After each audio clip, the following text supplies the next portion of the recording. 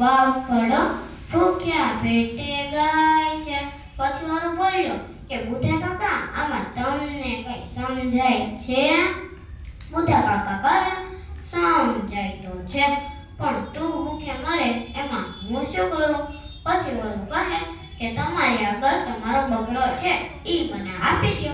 જો નહીં આપો તો હું તમને ખાઈ જઈશ, બુઢી કાકીને ખાઈ જઈશ અને તમારા બુઢિયાને પણ ખાઈ જઈશ.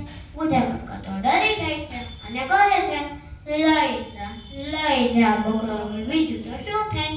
વરુ તો ભાઈ બકરાને ઉપાડી ગયો અને ઘરે જઈને કહ્યું કે આ તો સારો, જરાક કોકને ડરાવી તો કેવું સારું ખાવાનું મળી જાય. બીજો દિવસ થાય છે, વરુ ફરીથી આવે છે અને બુઢા કાકાને કહે કે બુઢા કાકા હવે ગીત ગાઓ. બુઢા કાકા કહે ગાને. એટલે વરુ ગીત ગાય છે. નીચે નદી વહે છે, ઉપર બુદ્ધો રહે છે, બુદ્ધો નદી જાય છે, ડૂબકી મારીને નાય છે, પછી પેટ ભરીને ખાય છે. અહીંયા વરુ બાફડો ભૂખ્યા પેટે ગાય છે. પછી વરુ કહે કે બુઢા કાકા આમાં તમને કઈ સમજાય છે?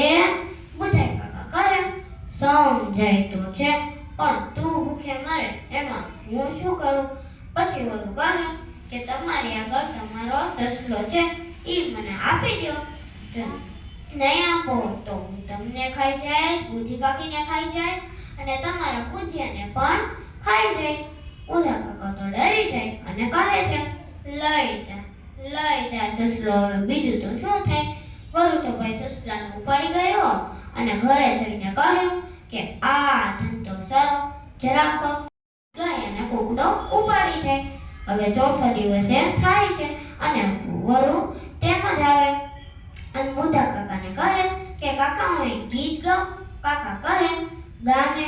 એટલે વરુ ગીત ગાય છે. નીચે નદી વહે છે, ઉપર બુદ્ધો રહે છે, બુદ્ધો નદી જાય છે, ડૂબકી મારીને નાય છે, પછી પેટ ભરીને ખાય છે. અહીંયા વરુ બાફડો ભૂખ્યા પેટે ગાય છે. પછી વરુ કહે કે બુઢા કાકા આમાં તમને કઈ સમજાય છે?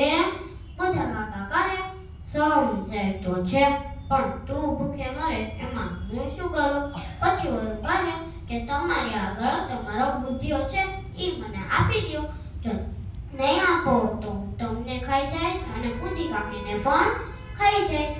હવે તો બુઢા કાકાને ખૂબ જ ગુસ્સો આવે અને બાજુમાં પડેલો કુવાડો ઉપાડે અને આ બાજુ બુદ્ધિઓ પણ હિંમત કરે છે અને તે પણ કુવાડો ઉપાડે છે.